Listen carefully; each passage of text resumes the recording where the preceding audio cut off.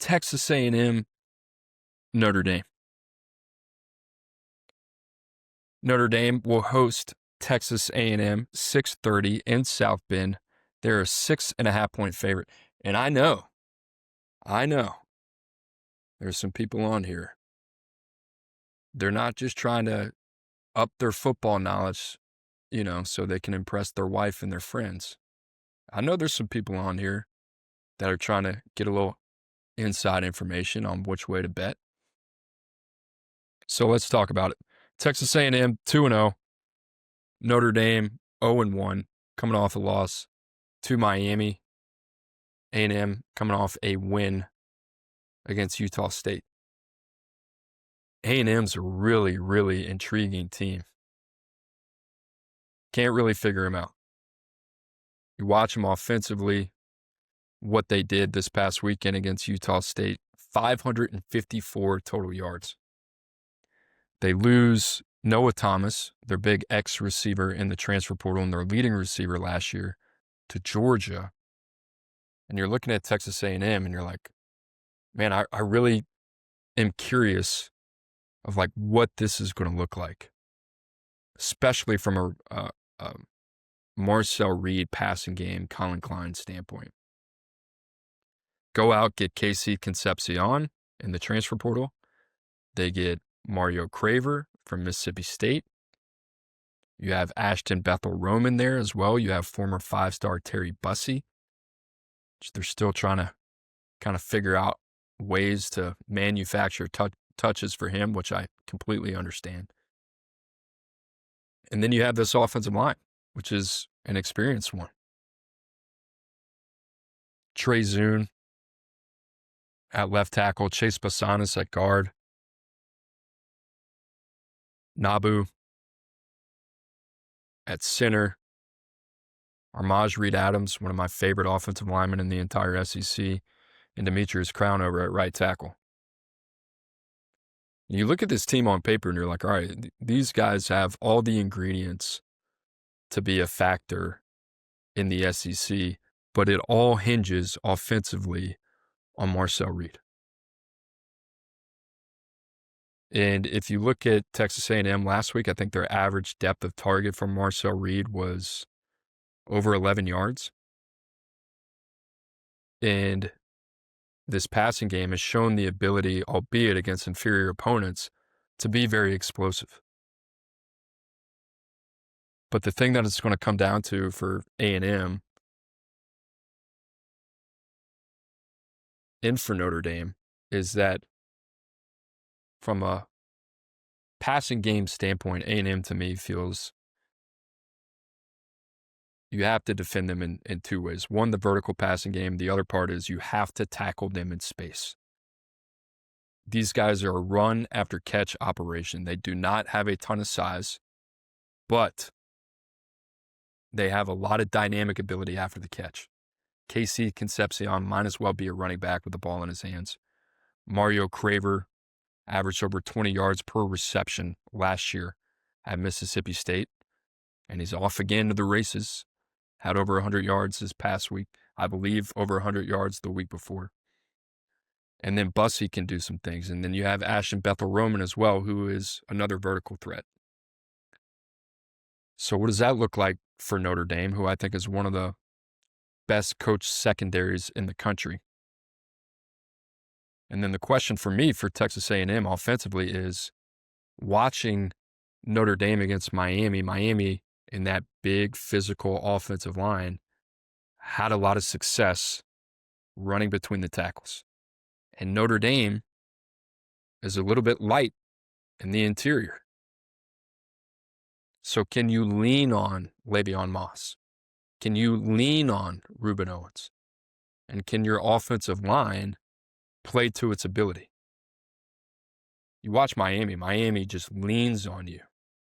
Malinois, Inez Cooper, Brockermeyer, Okunlola did a phenomenal job in that game. Kind of wore down Notre Dame at different parts of that matchup. But for Texas A&M, this is a defense in Notre Dame They got a lot of speed and they got a lot of athleticism. I think you almost play into their hands a little bit with that RPO offense if you're trying to get to the edge. Drake Bowen, Jaden Osbury, Billy Amuasa, Jalen Sneed, Boubacar Traore. Notre Dame's well put together in their front seven. So if you're an attack, one part of it, it would be the middle of that defense. And that's going to be really interesting. The other part that I find fascinating where Notre Dame showed a little bit of vulnerability against Miami in week 1 was they really didn't have an answer for Malachi Toney, young Malachi Toney. You don't know, he's 17, by the way. But his short area quickness, his change of direction, his ability to create consistent separation in and out of breaks, especially at the top of the route, gave Notre Dame some fits. And they threw the kitchen sink at him once they realized, like, hey, this kid's a problem. He got the Leonard Moore treatment. He got the Christian Gray treatment. You got the Carson Hobbs treatment, which at nickel for Carson Hobbs, that's what's going to be interesting to me. I would assume Leonard Moore will be on KC Concepcion duty. And Christian Gray or Carson Hobbs will have Mario Craver. But if you're Notre Dame, can you limit that big play? And we saw it a couple times in week 1 with Miami. They were able to get downfield and make a couple plays, and those are game changers. And A&M wants to be explosive there. Flip side of it, CJ Carr, Notre Dame, you just got to love the poise that he showed week 1 in that matchup. And this is a guy, man, like he plays confident, and I thought we saw the most mature version of that confidence in week 1, ironically. And as he gets more and more confident, I think he's going to have to toe the line between that confidence as a quarterback and that arrogance as a quarterback. And I'm not talking about that personality between the ears. I'm talking about that on-field confidence, on-field arrogance. And for Notre Dame, this is a team that I thought in the second half, Mike Denbrock obviously wanted to establish Jeremiah Love, but you have one of the best running back rooms in the country. I love Jadarian Price, and I love Jeremiah Love. And if there's one thing on tape that has showed up with Texas A&M's defense, make them tackle in space. Jeremiah Love is a very difficult guy to open field tackle. Jadarian Price is very shifty, one cut, go. Really good contact balance. And that offensive line establish some identity. And I think they can do that against this very, very aggressive Texas A&M front, who's very talented. I mean, you look at A&M, and I don't know if this take is out there. They play so fast, and they play so downhill. But they're susceptible to giving up the big play. And if I'm CJ Carr and Mike Denbrock, Will Lee, who's arguably their best corner, Des Ricks, Tyreek Chappell, like if you really want to attack A&M, I think there's some opportunities to do that with this group in the secondary. And Malachi Fields is going to be a guy that's going to be a really tough matchup because of his size and because of his dependability at the catch point, quite honestly. And then Greathouse, to me, this is a good matchup to get him going. Same with Jordan Faison. I like this matchup for Notre Dame. But A&M, man, I mean, talented. They fly around.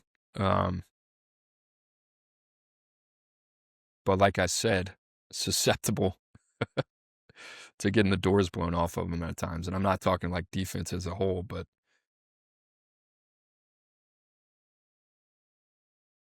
when you play fast and you play with that type of temperament and you play with that type of pursuit, sometimes you're going to be a little bit vulnerable. And that happens. 6.5 in South Bend. Notre Dame, to me, is a very well-coached team, a team that's going to get better and better and better. I love Mike Denbrock. Defense played well enough, in my opinion, week 1. We'll see, man. I think they're going to get better. I like Notre Dame to cover at home against Texas A&M.